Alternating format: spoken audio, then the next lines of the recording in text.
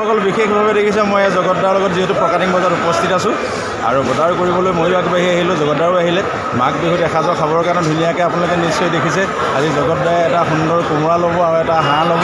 গতিকে বিশেষভাৱে আপোনালোকে আজি দেওবৰীয়া বজাৰখনৰ কাৰ্যসূচী চাই যাব। ইয়াৰ মই ফৰকাটিং বজাৰত উপস্থিত যিহেতু আছোঁ আৰু ইয়াৰ আজি পৰিৱেশটো মই আপোনালোকক অকণমান দেখাম। মানুহৰ এটা উল্লাহ মালৰ এটা পূৰা উৎসাহত যিহেতু মানে বজাৰ কৰিবলৈ আহিছে।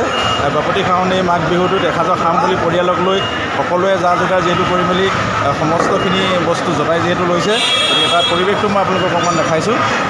আপোনাৰ কাৰ্যসূচী এয়া দেখিছে, এয়া জগতদাই পূৰা কোমোৰা আৰু মানে এয়া হাঁহ আজি মাঘৰ বিহু উপলক্ষে তেখেতে আজি দেখাইছে যে এসাঁজ জুতিয়ে পুতিয়ে পৰিয়ালক লৈ সুন্দৰভাৱে খাবে। হেল্ল' জগতদা, কেনেকুৱা মাঘ বিহু? মজা। Hello' Magh Bihu, heavy Magh Bihu. এয়া গোটেই ৰাইজে উল্লিখিত হৈ গোটেই মানে আজি এটা জীপাল পৰিৱেশ কৰি তুলিছে। যিহেতু ফৰকাটিঙত দেখিছে বিভিন্ন ধৰণৰ বিভিন্ন জেগাৰ পৰা গ্ৰাহকসমূহ আহিছে, বেপাৰীসমূহ আহিছে। সমগ্ৰ বস্তুখিনি ইয়াত মাঘ বিহু পক্ষে যিখিনি পাৰে সকলোখিনি যোগান ধৰিছে। তাৰ কিছু অংশ মই আপোনালোকক দেখাইছোঁ। আজি এটা উল্লাহ মালহে গোটেই মাঘ বিহুত যিহেতু উদযাপন কৰিবৰ কাৰণে ৰাইজ উঠি পৰি লাগিছে। ইয়াত নিশ্চয় দেখিছে, তাৰ কিছুমান অংশ মই আপোনালোকক প্ৰত্যক্ষ কৰাইছোঁ। এয়া গেলামালৰ পৰাই দেখিছেনে, ভাগে ভাগে মুড়ি চিৰা সজাই বিভিন্ন জেগাৰ পৰা আহি পিনি তেওঁলোকে ইয়াত উপস্থিত হৈ এই গ্ৰাহকৰ সুবিধাৰ্থে এই কামখিনি কৰিছে। নিশ্চয় দেখিছে, আপোনালোকক তাৰ একাংশ দেখাইছে। ফৰকাটিং বজাৰ হয়। ভালে আছে? কি কি বজাৰ কৰিছে আজি বৰ্তমান আপুনি? আচ্ছা, হাঁহ কিনিলা নাই আজি মাঘৰ বিহুৰ কাৰণে? হাঁহ নাখায় ন? অঁ, বাইদেৱে মাছ মাংস নাখায় দেই, নিৰামিষভাৱে বিহু পালন কৰিব। ঠিক আছে, বাইদেউৰ প্ৰতি ধন্যবাদ জনালোঁ। খাবৰ কাৰণে মানে প্ৰটিনৰ কাৰণে বহুত ভাল বস্তু জানে আৰু লোকেল ডিম কেইটামান লৈ লৈছোঁ। এই আপোনালোকক দেখাইছোঁ। এই বজাৰখনত যথেষ্ট বস্তু ওলায়, মাছ মাংসৰ পৰা ধৰি মানে কোনো অভাৱ নহয় যিহেতু। এতিয়া মই লোকেল ডিম কেইটামান পালোঁ, লৈ ল'লোঁ। আৰু মাঘ বিহুত মানে খাব লাগিব ন সুন্দৰকৈ। 500 টকা।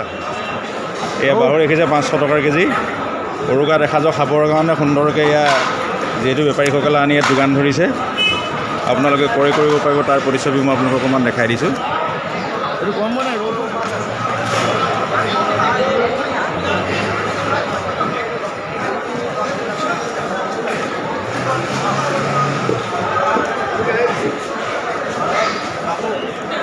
এয়া দেখিছে,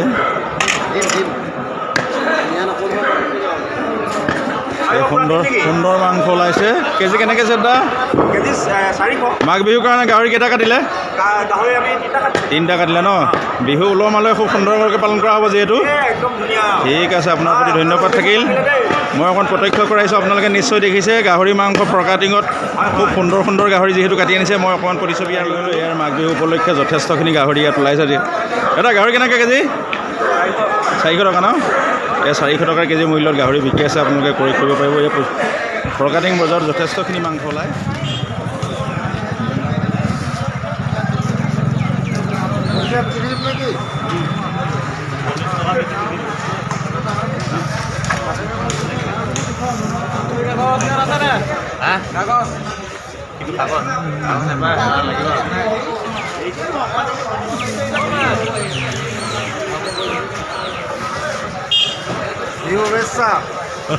দেখিছে, এয়া ফৰকাটিং বজাৰ হয়। বিশেষভাৱে এয়া দেখিছে মাঘৰ ভোগালী কৰিবৰ কাৰণে ৰাইজে এটাকৈ হাঁহ নহয় কিন্তু দেই, গোটেই দুটা লৈ আহিছে। এয়া দেখিছেনে?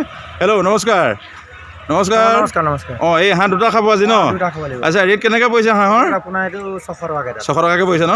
এয়া দেখিছে ৰাইজ, ভোগালীত মানে মানুহৰ হাড় মূৰ ভগা এটা কপোৱা ঠাণ্ডা হয়। তথাপিতো কিন্তু এয়া পাতি হাঁহে আপোনাৰ তাত কৰি আছে আৰু মাঘৰ মেজিৰ কাৰণে। ঠিক আছে, আপুনি মেজিৰ কাৰণে 2টা যিহেতু হাঁহ লৈছে, আপোনাৰ প্ৰতি ধন্যবাদ থাকিল। আপোনাৰ সুস্বাস্থ্য কামনা কৰিলোঁ। লাও, বেঙেনা, কবি, মটৰ, গাজৰ, জলকীয়া, বিলাহী, এয়া লোকেল দেখিছে আলু, এয়া পানীলাওৰ পৰা ধৰি এয়া আপোনাৰ বকুলিৰ পৰা ধৰি বিশেষভাৱে দাদা কেনেকুৱা? ভালে আছে? ৰাতিপুৱা আহি চাহ খাইছে ন? আৰু ৰাইজৰ কাৰণে যথেষ্টখিনি বস্তু আনিছে। আজি মাঘ বিহুৰ উপলব্ধি কেনেকুৱা কৰিছে আপুনি? বজাৰখন কেনেকুৱা হ'ব পাৰে? ভাল হ'ব ন? আচ্ছা, বিহুৰ কাৰণে প্ৰস্তুত হৈছে আপুনি? এই আমাৰ দাদাই মই এয়া পৰিচয় কৰাই দিলোঁ। এখেতে মানে শগুনপাৰাৰ পৰা যিহেতু আহিছে, এয়া লোকেল আলু লৈ আনিছে, এয়া বিলাহী লৈ আনিছে, গাজৰ লৈ আনিছে। সুন্দৰভাৱে এয়া দেখিছে গোটেই বজাৰখন পৰিপূৰ্ণ হৈ যিহেতু এটা জীপাল পৰিৱেশ হৈ উঠিছে। আপুনি কি আনিলে দাদা? নাৰিকল আনিছে ন? পানীলাও আৰু কি আনিছে? ডিম আনিছে। এয়া লোকেল ডিম আনিছে, খুব সুন্দৰ। এয়া দেখিছে, এয়া লোকেল ডিমকেইটা ইতিমধ্যে মই লৈয়ে লৈছোঁ দাদাৰ পৰা। এয়া দেখিছে, ভাল লাগিছে।